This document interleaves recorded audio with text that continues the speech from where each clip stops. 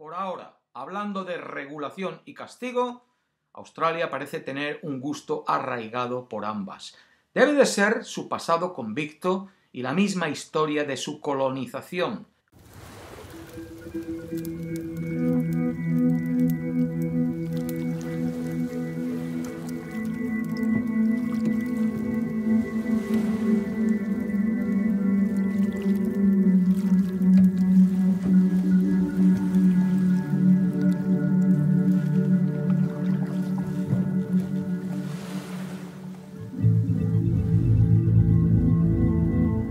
Cuando a los británicos, en su época victoriana, ya no le cabían más gente en sus cárceles, decidieron implementar un sistema de terror para atemorizar a la población y que ésta se comportase cívicamente. Básicamente, aquello consistió en condenar a la gente por cualquier delito menor y enviarlos a la colonia más lejana del imperio para que no se volviese a saber de ellos. Y así llegaron a Australia.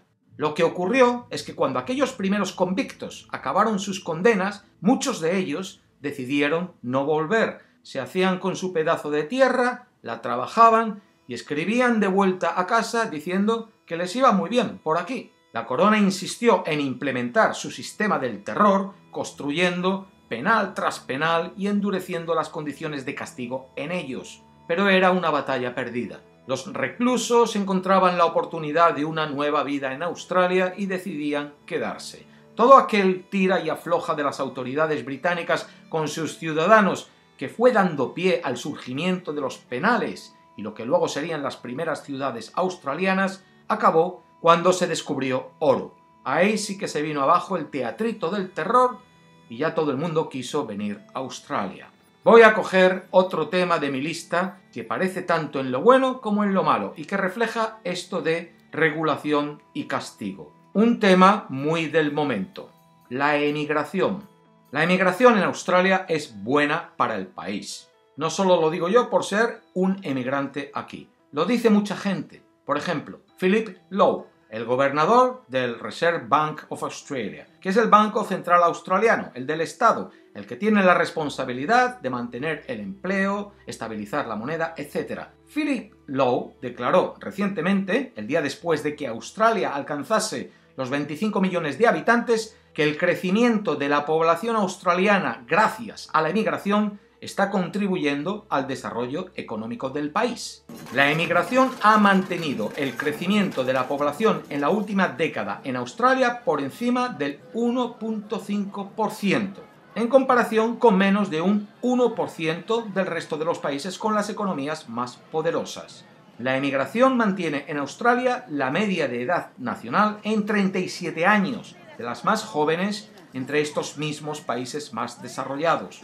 Alguien como yo, nacido en el extranjero, es más probable que tenga una formación académica universitaria que los nacidos en Australia. No lo digo yo porque la tenga, sigo citando al gobernador del Banco Central.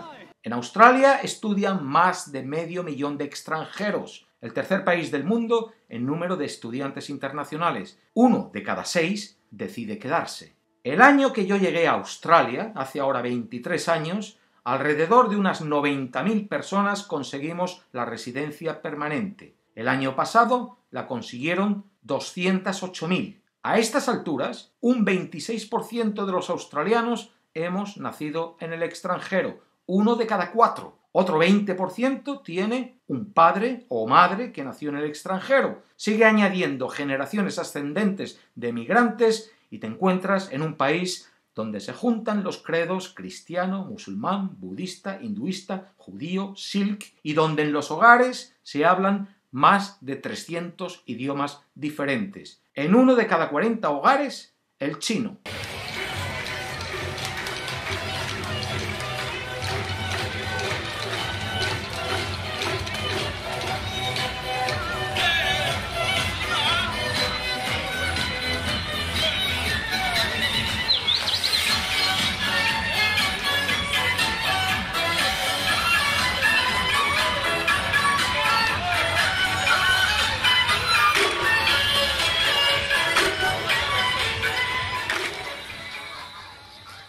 Y todo esto no va a menos, va a más. Australia quiere tener 40 millones de habitantes para mitad de siglo y la base de ese crecimiento de población es, y va a seguir siendo, la inmigración. ¿Está hundiendo esto al país económicamente? Al contrario, este es el único país del mundo que no ha sufrido una recesión económica en los últimos 30 años. ¿Lo está haciendo más inseguro? No. Los muertos por incidentes terroristas en lo que llevamos de siglo ascienden a 9, de los cuales 4 fueron los propios perpetradores, y la policía no tiene del todo claro que en algunos de los casos se tratase de terrorismo. ¿Está descendiendo la calidad de vida del país debido a la inmigración? Ahí está el índice de desarrollo humano de las Naciones Unidas que mencioné al principio, o cualquiera puede buscar listas de las mejores ciudades del mundo donde vivir y va a encontrar las australianas entre ellas. En Australia, como en todas partes, hay racistas, representados por el político de turno que hace carrera a base de repetir el mismo discurso de odio una y otra vez. En nuestro caso, primero contra los aborígenes, luego contra los asiáticos y ahora contra los musulmanes. Pero la mayoría de australianos sabemos que los indeseables son ellos y estamos bien blindados contra ese odio. El concepto de multiculturalismo está recogido en la Constitución australiana y protegido por las leyes. Un 86% de los australianos creemos que el multiculturalismo es bueno para el país. La emigración funciona. Lo hace porque la política de emigración está unida a la política de población, porque va de la mano con la actividad económica y las necesidades sociales del momento, y porque tiene regulaciones flexibles que responden a eso. El ingreso anual de migración lo establece el gobierno como parte del presupuesto anual que presenta al Parlamento. Se facilita la entrada de los trabajadores en las profesiones más necesitadas y a los que quieran ir a los lugares donde más se necesitan. Los mismos estados pueden actuar como patrocinadores o empleadores. Inmigrante que llega a Australia y no sea un turista, sea un emigrante, o está estudiando o está trabajando, o viene con muchísimo dinero, pero por ahí ya abro otro tema que lo dejo para más adelante.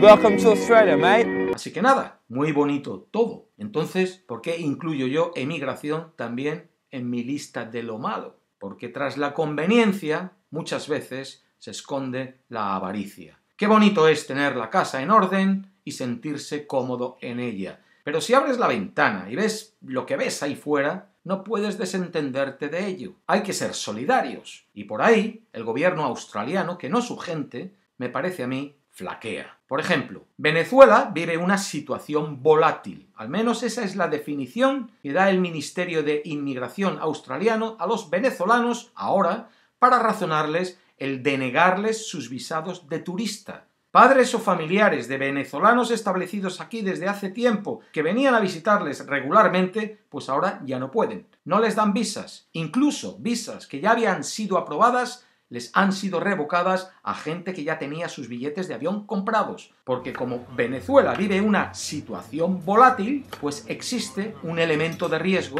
de que estos visitantes decidan quedarse en Australia, y a lo mejor alguno se lo estaría pensando, pero habrá muchos otros que no. Resultado, los venezolanos no pueden visitar Australia. Como ya tienen a Maduro, el gobierno australiano no les necesita por aquí. Pagan justos por pecadores.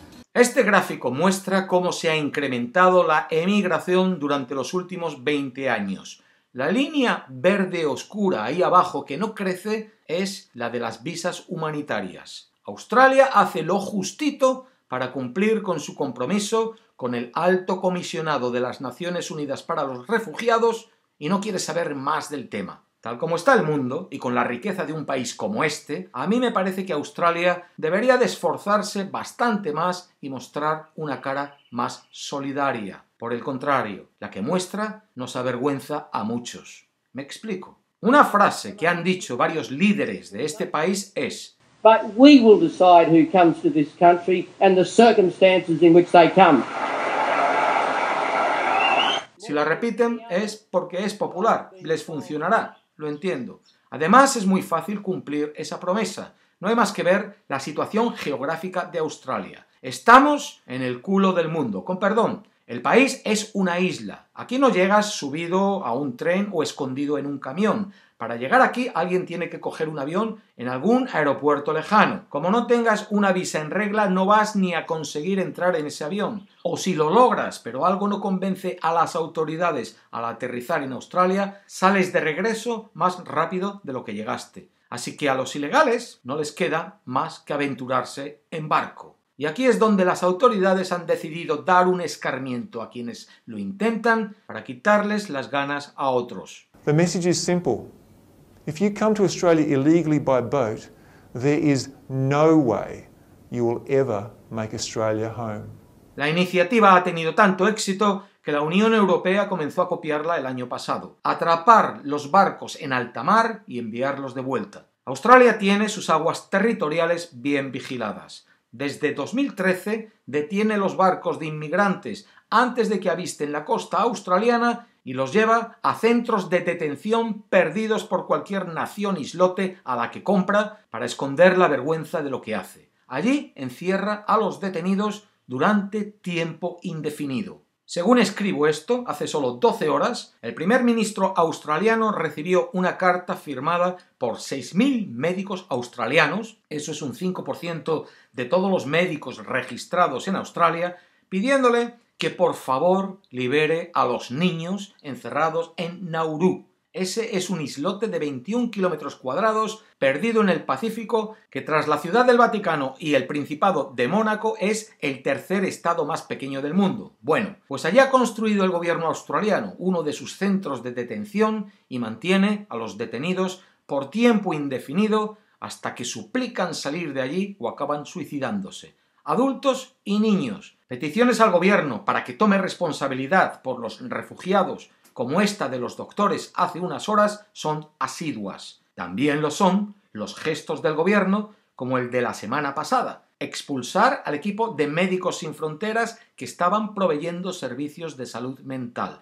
Les dijeron que ya no eran necesarios. Supongo que algún doctor habló demasiado. Guardianes, médicos, educadores, cualquier empleado que pase por el centro tiene prohibido hablar de lo que ve allí. Pero los suicidios y las tragedias acaban conociéndose. No hay más que ver las nacionalidades de quienes llegan por barco para suponer que la mayoría son refugiados genuinos. 9 de cada 10 lo son cuando finalmente sus casos acaban siendo procesados.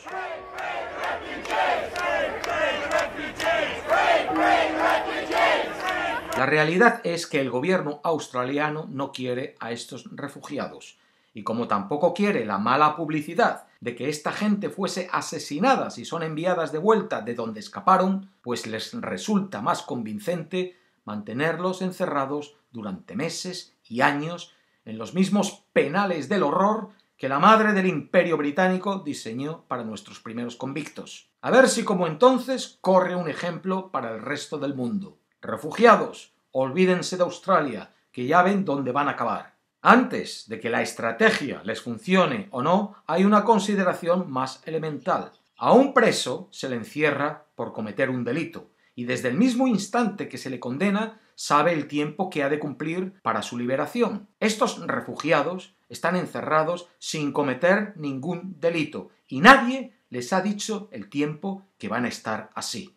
Esto es inhumano, y también forma parte de la emigración australiana. Un país de contrastes. Os dejo aquí y continuamos con Australia y esas listas de bueno y malo pronto. Comenta sobre qué quieres que hable. Hasta la próxima. La paz. We are one, but we are many, and from all the lands on earth we come. We share a dream and sing with one voice. I am, you are, we are Australian. We are one.